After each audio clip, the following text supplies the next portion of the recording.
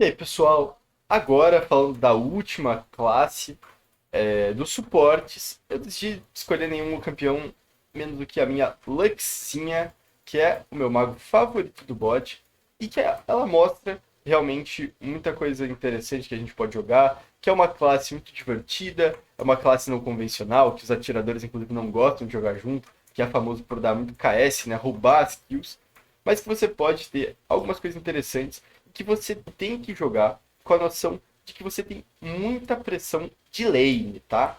E o que é essa pressão de lane? Pressão de lane é você ficar constantemente usando suas habilidades pra ficar deixando o inimigo com pouca vida e prejudicando o farm dele. Porque lembrando, o LoL não é um jogo sobre abate apenas, é um jogo sobre ouro. Então, você negar o inimigo de farmar com as suas habilidades é muito interessante e pode ser mais interessante até do que você propriamente ficar matando ele várias vezes. Você forçar seu inimigo a ir para base é uma grande vitória.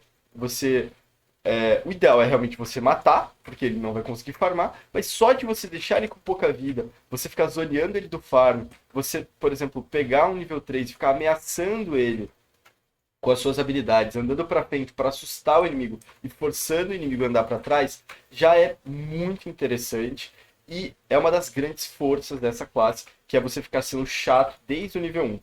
Então, lembrando, é muito interessante para essa luta, para essa classe chegar na bot lane antes dos minions. Inclusive, é uma coisa interessante você tentar não dar lixo, porque essa classe com cometa, especialmente, pô, quando você tá ali com até mesmo com uma Zyra, com um Veigar, qualquer suporte mago, é muito bom você já dar dano desde o nível 1. Então, se você consegue vir e esperar a bot lane inimiga aqui, sabe, desde o nível 1 para já ir dando dano, é muito interessante. Você espera eles aqui, você já joga uma habilidade, os caras já, pô, perdem 20, 30% da vida porque você usa a runa do cometa, um chamuscar. Tipo assim, você já consegue uma pressão muito grande, você já favorece muito bem, você tira a pressão do seu AD Carry e já começa ali ganhar até uma pressão de abate conforme você for tirando ali as posições do seu inimigo e dando bastante dano na lane. É muito interessante você também lembrar que essa classe é frágil para iniciações, então existe uma dinâmica de nas bot lanes, especialmente quando você está de mago contra um iniciador. Um exemplo clássico é Lux contra Thresh, Lux contra Leona, que você precisa bater, você precisa punir todos os vacilos do iniciador. Porque quando o iniciador tá com 100% da vida e ele vai para cima de você, consegue acertar uma habilidade, ele vai te matar.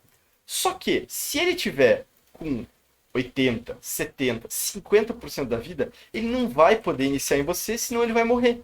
Então, existe essa dinâmica de toda vez que ele errar um hook, toda vez que ele vier para cima mais do que devia, ou por exemplo, um Nautilus, toda vez que ele chegar perto dos seus minions, você tem que bater nele, você tem que punir ele, e você tem que jogar muito bem sabendo que você precisa guardar as suas habilidades-chave para impedir uma iniciação dele. No caso, por exemplo, um Q da Lux ou o Stun da Zyra, que são habilidades-chave muito importantes para você impedir ali o avanço dos iniciadores. Ao mesmo tempo, é muito interessante você lembrar dessa classe, que você tem muita pressão de kill, então como você não pode dar tanto a cara assim quanto um iniciador, é interessante você dar base antes da bot lane inimiga, você chegar, você controlar os lugares, o terreno antes, porque se você fizer um bom controle de terreno, você consegue realmente jogar sem perigo. Você consegue tanto, por exemplo, enquanto sua equipe está fazendo um arauto, por exemplo, usar habilidades para zonear, ou seja, você cria uma zona de perigo que o time inimigo não consegue passar, ou você pode, inclusive, ficar na névoa aqui de guerra. Por exemplo, você compra uma sentinela de controle, posiciona ela e fica esperando o inimigo passar e dá o seu combo para rapidamente aí abater o inimigo. Ou, se você não abater, você tem que lembrar, você é suporte. Você deixar um inimigo com 50% da vida antes da luta é uma grande vitória e às vezes pode realmente significar ganhar a luta para sua equipe. Por exemplo, você está num dragão importante, você vê o caçador inimigo vindo aqui. Cara, às vezes você não precisa matar. Só de você encaixar o combo inteiro no caçador inimigo, deixar ele com 50%, ele já não consegue mais entrar no rio, ele já não consegue mais ameaçar a sua equipe, e você tem que lembrar isso.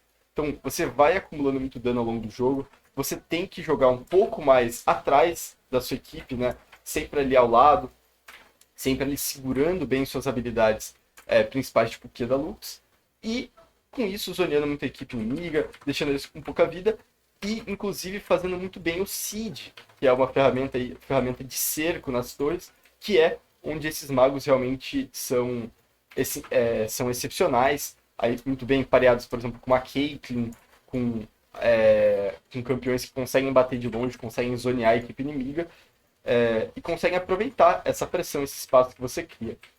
Lembrando, como você quer jogar agressivo, como você quer jogar embaixo da torre inimiga, é muito interessante você ter muita noção de onde o jungler inimigo tá e você simplesmente nunca se expor demais sem ver o inimigo. Então, por exemplo, uma ward avançada aqui, uma ward avançada nesses lugares assim, podem ser muito interessantes para permitir que você jogue agressivamente embaixo da torre inimiga, realmente coletando essas arcadas no começo do jogo para sua equipe e realmente punindo a sua equipe, punindo a equipe inimiga, punindo o atirador inimigo, construindo uma vantagem de farm para o seu atirador. É com essas coisas que o mago joga em mente o jogo e que você consegue se divertir muito, né?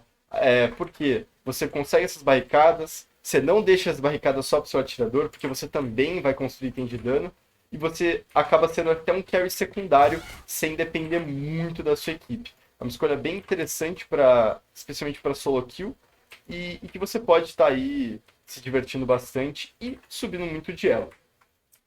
Lembrando sempre de tomar cuidado, especialmente para ganks, né, que você é muito vulnerável, e tentar jogar de acordo com o seu caçador. Então, por exemplo, se você vê que o seu caçador está na parte de cima do mapa, talvez não fique tão agressivo.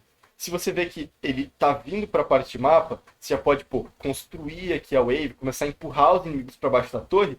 Por quê? Quando ele está na parte de baixo do mapa, se você for gankado, ele pode te ajudar. E ele pode, inclusive, vir ajudar você a divar os inimigos aí, fazer um negócio que deixa a bot inimiga bem atrás, que é bem o intuito dos magos, estompar esse começo do jogo.